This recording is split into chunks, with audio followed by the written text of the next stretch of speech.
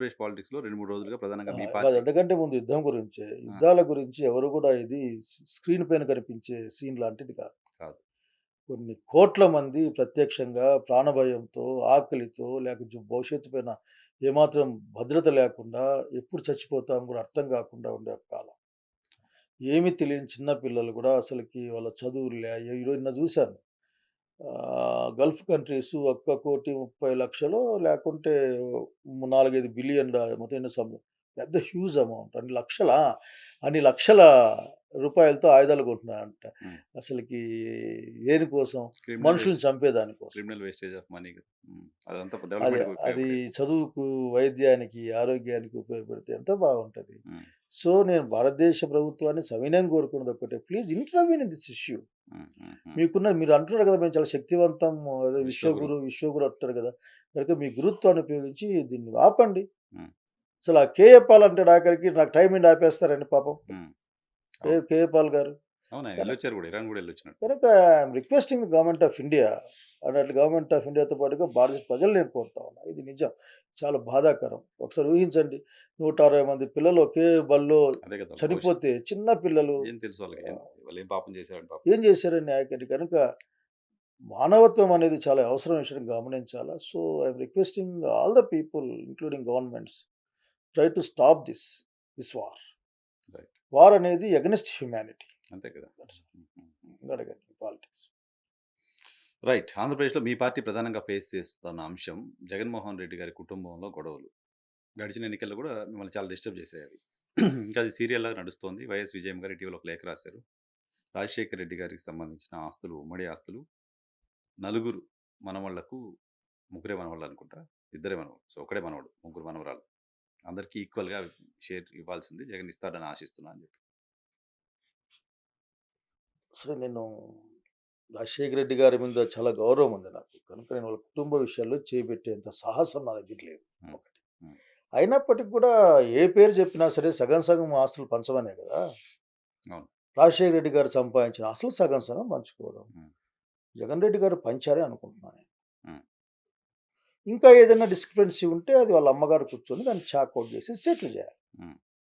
ఇంతకంటే నాకు వేరే మాటేం లేదు. హ్మ్. హ్మ్. సో, రాజశేఖర రెడ్డి గారి కుటుంబం యొక్క దాంట్లో పంచాయతీ చేసేంత శక్తి మాకెవరికీ లేదు. హ్మ్. కానీ నేను అనుకోవడం ఏందంటే, అప్పటికే రాజశేఖర రెడ్డి గారు తమకున్న ఆస్తులన్నిటిని కూడా సమానంగా పంచే విధంగా జగన్మోహన్ రెడ్డి గారు చెప్పుంటారు. జగన్మోహన్ రెడ్డి పంచాడని ఇప్పటికున్న వార్త. హ్మ్. దాంట్లో డిస్ప్యూట్ లేదు ఇప్పుడు. హ్మ్. దాంట్లో. హ్మ్. దాంట్లో వాళ్ళ నాన్నగారు సంపాదించిన ఆస్తుల్లో, పంపకాల్లో తేడా ఉన్నట్లు నేను ఎక్కడ వినలేదు. కానీ ఆయన ఆయన పెట్టుకున్న కంపెనీల్లో ఆయన సంపాదించిన ఆస్తుల్లో కూడా షేర్ ఉంటుంది అనేది కదా! మాట. అంటే ఇది ఎవరు తేల్చాలి? హ్మ్. తల్లి చెప్తోంది. ఇంకెవరు కాదు తెలిసేదేంటి? ఎవరు తేల్చాలి? హ్మ్. న్యూస్ పేపర్‌లో, టీవీ ఛానెల్‌లో కాదు కదా! హ్మ్. దీన్ని తేల్చాల్సింది వాళ్ళ అమ్మగారు, ఆ తర్వాత వాళ్ళ సమీప బంధువులు కూర్చొని మాట్లాడుకొని, హ్మ్. ఏది న్యాయమో, ఏది అన్యాయమో వాళ్ళ దృష్టిలో దాన్ని డిస్కస్ చేసుకొని, అసలకి ప్రేమ అందరి పట్ల సమానంగా ఉండాలి గదా! కనుక దాన్ని విజయమ్మ గారే బాధ్యత తీసుకొని సెటిల్ చేయాలి. ఎందుకు ఆమె బాధ్యత తీసుకోలేని పరిస్థితి వచ్చింది? ఆమె లేఖలు రాయాల్సిన పరిస్థితి నేను ఐ ఎందుకొచ్చింది? డోంట్ నో వై నేను అంత డెప్త్‌గా నాకేం తెలీదు. ఎందుకు ఆ విధంగా జరిగిందని అని అదే చెప్పాను ఒకటే. మీ కుటుంబ సమస్యని మీరెట్లా ఎట్లా బయటకొస్తా ఉందంటే అదేదో చెడ్డగా మాట్లాడుకునే విధంగా ఫ్యామిలీ గురించి హ్మ్. అవును. వస్తా ఉంది. ఇది నాట్ గుడ్ అని అనుకుంటా ఉన్నాను. So, once again I am requesting Vijayamma గారు మీరే ఆ ఫ్యామిలీ ఎల్డర్ ఇప్పుడు మీరు. హ్మ్. మీరు కూర్చొని సమభావంతో మీరు న్యాయబద్ధంగాను, అంటే కుటుంబ పెద్దగా వ్యవహరించాల్సిన అవసరం ఉందని మాత్రమే చెప్పాలనుకుంటున్నాను. హ్మ్. హ్మ్. దట్స్ హ్మ్. ఆల్. రైట్. ఆంధ్రప్రదేశ్ బడ్జెట్ పైన ఒక కామెంట్ చేయండి. ఆంధ్రప్రదేశ్ బడ్జెట్ అసలు చాలా పెద్ద బడ్జెట్ కదా! హ్మ్. హ్మ్. కానీ ఆ బడ్జెట్‌లో నాకు తెలిసి ఎడ్యుకేషన్ పట్ల నేను నా నా ఇంపార్టెన్స్ నా రంగాలు. ఎడ్యుకేషన్, అవును. ఎడ్యుకేషన్, హెల్త్ హ్మ్. పర్టిక్యులర్‌లీ. అట్లా అగ్రికల్చర్ కూడా. అసలుకి నెల నెల అప్పులు తెచ్చుకొని ప్రభుత్వాన్ని గడిపించే వాళ్ళ బడ్జెట్ ఏందో నాకు తెలీదు. హ్మ్. First point. నెల నెల అప్పు ప్రతి తెచ్చుకుంటారు. వారం, ప్రతి ప్రతి వారం. మంగళవారం ఆర్‌బీఐ వాన్స్. అసలు ప్రతి వారం మీరు అప్పు తెచ్చుకుంటారు. తెచ్చుకొని ఆ డబ్బులతో మీరు బడ్జెట్ ప్లాన్ కాగ్ రిపోర్ట్‌లు గాని, మిగతా రిపోర్ట్‌లు చూసి అన్ని కలెక్షన్‌లో తక్కువున్నారు. హ్మ్. రెవెన్యూ కలెక్షన్స్ గాని, లేకపోతే వచ్చే డబ్బులు చివరికి గవర్నమెంట్ ఆఫ్ ఇండియా ఇవ్వాల్సిన డబ్బుల్లో కూడా 40% ఎంతో తక్కువ డెఫిసిట్. వస్తుందని కానీ ఇట్లా అన్నప్పుడు మీ బడ్జెట్‌కి ఎక్కడ వాల్యూ ఉంటదని నేను చెప్పాను. హ్మ్. పెద్దగా అంకెలు ప్రకటించడం, వాస్తవంకి వస్తే సవరించిన లెక్కలు తగ్గిపోవడం. హ్మ్. సో, ఈసారి కూడా నేను చిన్న అంశాన్ని ముట్టుకొని దాని యొక్క నేచర్ ఆఫ్ ద బడ్జెట్. ధరల స్థిరీకరణకి రూ. 300,00,00,000 కేటాయిసి మార్కెట్ ఇంటర్వెన్షన్‌కి 300,00,00,000 ఇన్వెస్ట్ చేస్తానని ఆయన పెడతానని 3,00,000,00,000 పైగా ఉన్న బడ్జెట్‌లో చెప్తారు. హ్మ్. సో, అంత ప్రయారిటీ అయిపోయింది గవర్నమెంట్‌కి. అది అంటే ఆ ఎస్. విధంగానే ప్రయారిటీస్ ఉంటాయి. హ్మ్. సో, ఆయన ప్రయారిటీస్ అంతా ఆఖరికి అమరావతి అనే ప్రయారిటీస్‌లుగా దాన్ని ఎట్లా చూడాలో నాకు ఇప్పటికి అర్థం కాదు. హ్మ్. రాష్ట్రం మొత్తం ఆంధ్రప్రదేశ్ గాని, అమరావతి ఒకటే ఆంధ్రప్రదేశ్ గాని సంగతి ముఖ్యమంత్రి గారికి అర్థం కావాలి. హ్మ్. అర్థం కాకపోతే ఎందుకంటే బయట 5,000కి, 4,000కి స్క్వేర్ ఎస్ఎఫ్టీ. ఫీట్ కడతా ఉంటే ఆడ 12,000, 13,000, 10,000కి కట్టే పరిస్థితి నాకు తెలీదు. హ్మ్. అసలుకి నీళ్ళల్లో గడ్డర్లు బిగించుతామనేది వార్త. హ్మ్. అసలు నీళ్ళల్లో గడ్డర్లు బిగించాల్సిన అవసరం ఏమొచ్చిందో నాకు తెలీదు. హ్మ్. అట్లాగే నీళ్లు కొట్టేసేందుకోసం 300,00,00,000, 600,00,00,000 డబ్బులు కేటాయించిన వార్త. హ్మ్. అసలు నీళ్లు కొట్టాల్సిన అవసరం ఏమొచ్చిందో నాకు తెలీదు. హ్మ్.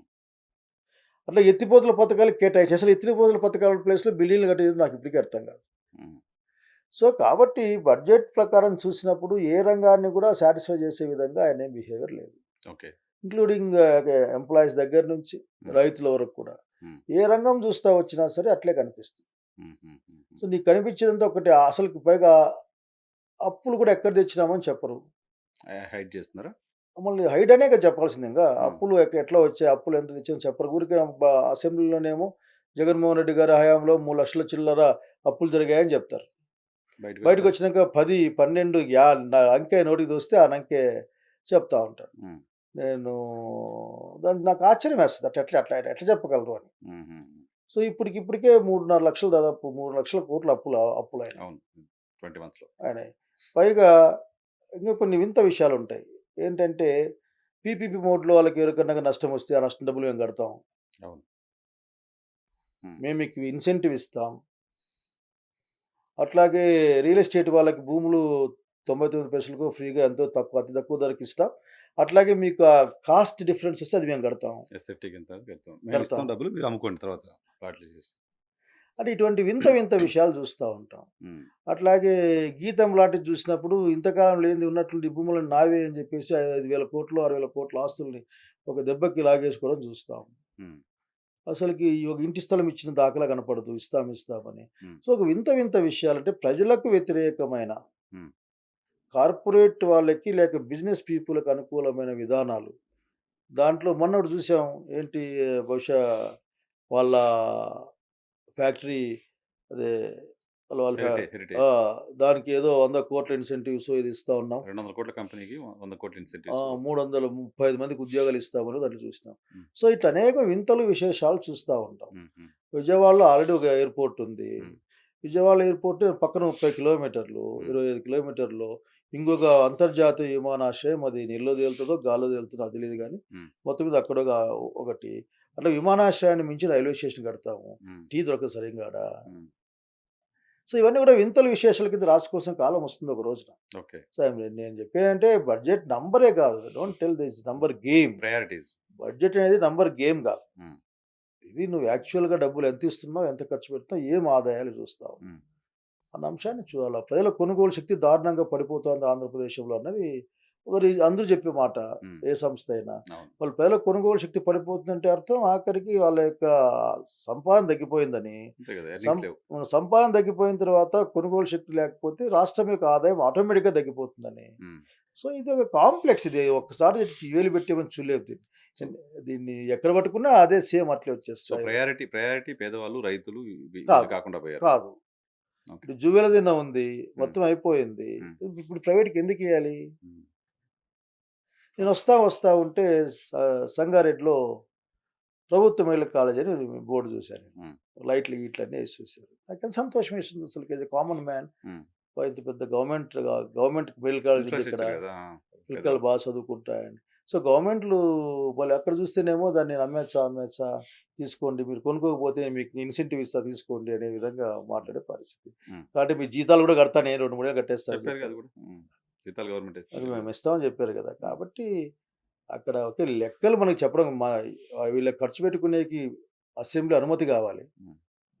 కనుక దానికోసం లెక్కలు చెప్పేసి, ఆ లెక్కలు మన మొహాన పెట్టేసి మీరు చూసుకోండి అని చేసే పరిస్థితి. Right sir. Thank you. Thank thank you you. Very much. Thank you. Thank you. ఇది శైలజ గారితో స్పెషల్ పాడ్‌కాస్ట్ చూస్తూనే ఉండండి. డీ హెడ్.